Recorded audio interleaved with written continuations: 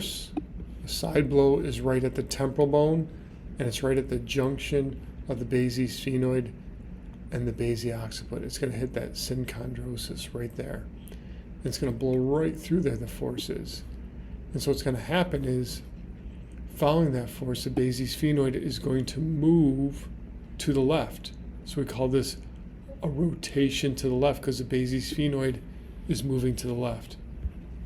The occiput is also going to move to the left. Okay? All right? Now, as you can see, the greater wing and the occipital squama are getting closer together.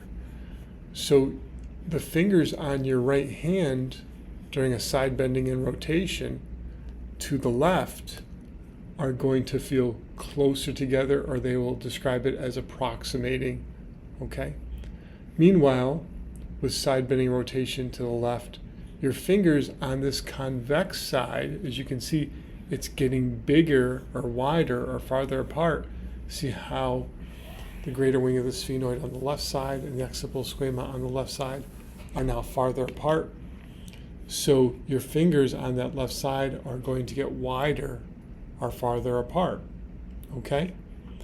Now, let's look at the axes that this rotation is occurring on. Axes is going to be two vertical axes, one right over the center of the sphenoid, body of the sphenoid, and the other one is going to be right over foramen magnum. Okay, the foramen magnum of the occipital bone. Okay, so there's your rotational component, and what's going to happen is you're going to have a transverse or horizontal plane that they're rotating around. So two vertical axes and a transverse or horizontal plane. Perfect. Okay. Now, what also is going to happen is you're going to have a compensation that is going to be side bending. So these are both rotating to the left side, and what's going to happen is they are going to side bend. So this greater wing on the left side is going to move inferiorly. So side bending to the left, and the occipital squama on the left side is also going to go inferior and side bend to the left. Okay? Now what I think is very important, right, we notice that the fingers on the left side are getting wider and the fingers on the right side are approximating, coming closer together.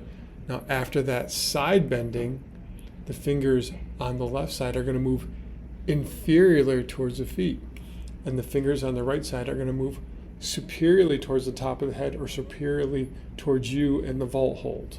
So now you have your rotation and side bending to the left.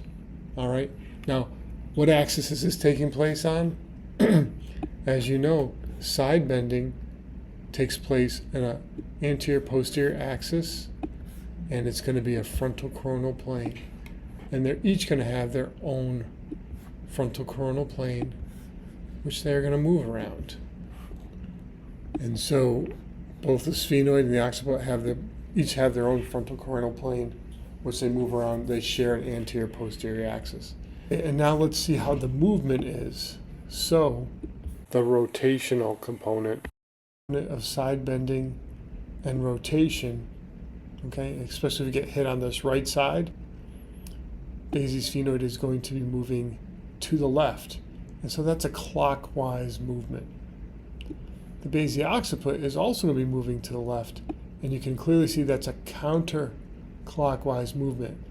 So for side bending and rotation, the rotation component, the sphenoid and the occiput are moving in opposite directions. Now, this is pretty easy to see. For the side bending movement, you can clearly see that they are moving in the same direction, right? They're clearly moving in the same direction.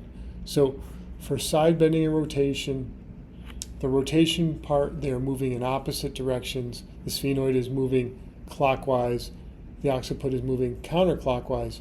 For the side bending component of the side bending and rotation, they are moving in the same direction. So serious side bending rotation, so they're getting hit right in the temporal bone. Boom. Now what that causes is it causes the sphenoid to rotate okay, clockwise. So the sphenoid is rotating clockwise. You see the basisphenoid moving to the left. So this is a left rotation. Then when they get hit, you can see the occiput moving counterclockwise.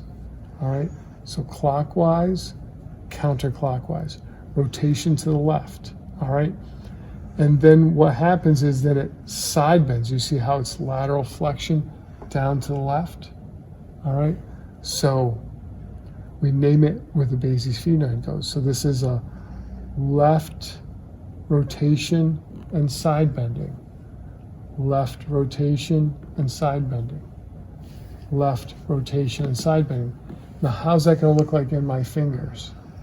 So what's going to happen is on the side that goes more concave, the right side that gets more concave, my fingers are going to get closer together. Okay? On the side that's more convex, which is the left side, my fingers are going to get farther away from each other. So approximate and farther away from each other. So this side fingers get close together, this side fingers get wider apart. So that's the rotational. And then the side bending is side bending to the left. So then it's going to move inferior on that left side. So, ready? Here we go. Left rotation, left side bending. Left rotation, left side bending. Left rotation, left side bending.